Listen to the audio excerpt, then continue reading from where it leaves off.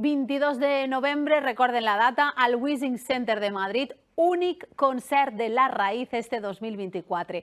Després d'una setmana d'especulacions, el grup de Gandia ha materialitzat ja com tornarà als escenaris. Serà només una cita, un secret que fa mesos que guarden i per al qual es preparen a consciència. A Punt Notícies ha parlat amb ells.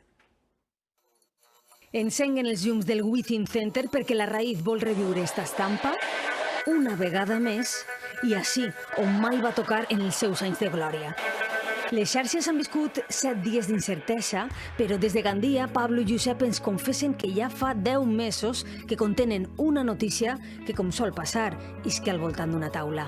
Nos fem un dinaret i tal, vam comer unes paelletes, ho vam parlar, no estaria mal, nos juntamos i llevamos esa espineta damunt de disfrutar-nos-eus sense ninguna càrrega professional posterior que puguen llaures. Perquè l'anterior etapa comporta un creixement vertiginós de fama y estrés a parts iguals. Componer para 11 instrumentos diferentes, para una audiencia que cada vez era más grande, sí que suponía pues una angustia. Pero el reencuentro no tiene nada que ver con eso. Disfrutar-ho al 100% com a amics i com a banda, en el públic i fer-nos un regal, bàsicament. En estos 6 anys d'esta arrel han nascut altres arbres, nous projectes musicals i 7 fills. Ara al davant 9 mesos de preparació. El último concierto fue apoteósico y nosotros queremos volver a la altura que dejamos el grupo, ¿no? Entonces pues vamos a prepararlo pues, concienzudamente y creemos que bueno, que va a ser la hostia. I serà només una cita, pot ser alguna cançó nova, però fins ahí.